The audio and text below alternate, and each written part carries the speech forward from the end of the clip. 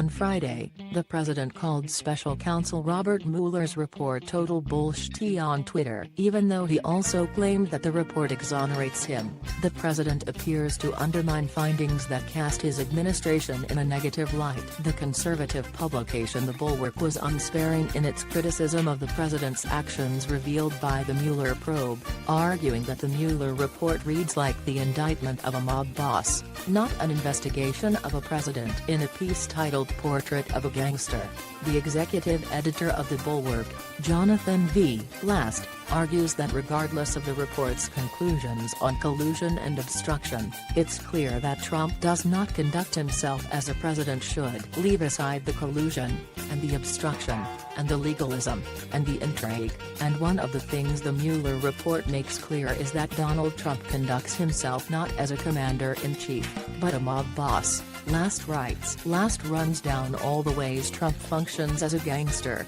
like dispatching lower-level associates to send messages to officials who aren't doing what the president wants, like James Comey and former Attorney General Jeff Sessions. Trump was also upset that former White House special counsel Dungan took notes in meetings. The president then asked, "What about these notes?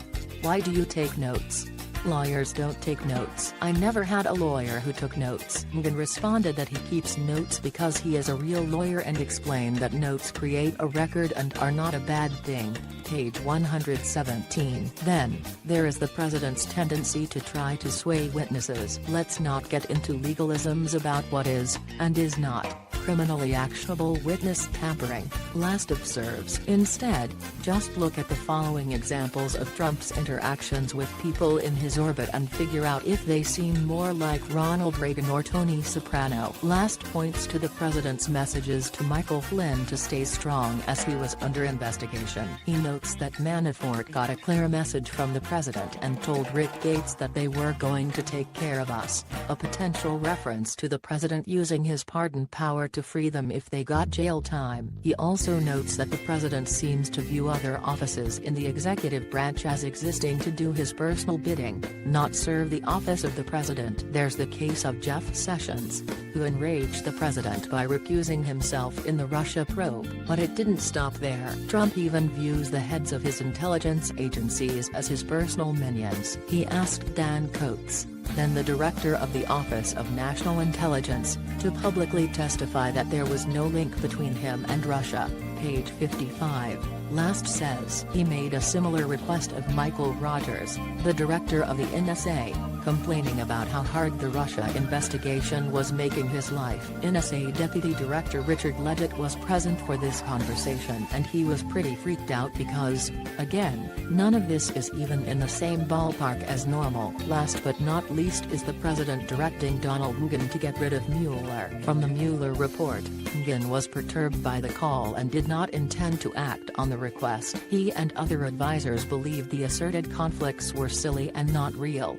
and they had previously communicated that view to the president. Trump also had made clear to the president that the White House counsel's office should not be involved in any effort to press the issue of conflicts. When the president called Trump a second time to follow up on the order to call the Department of Justice, Trump recalled that the president was more direct, saying something like, "Call Rod, tell Rod that Mueller has conflicts and can't be the special counsel." Trump recalled the president telling him Mueller has to go and call me back when you do it. To end the conversation with the president, Trump left the president with the impression that Trump would call Rosenstein. Trump recalled that he had already said no to the president's request and he was worn down, so he just wanted to get off the phone. Page 86. Just picture these last two scenes for a moment. Last says, really picture it, Rogers and Leggett staring at each other, incredulous at what the commander-in-chief was asking them to do.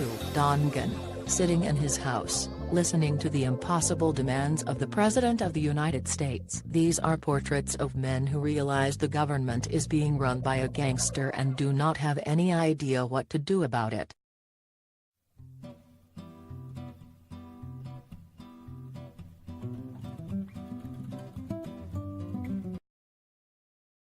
Yeah.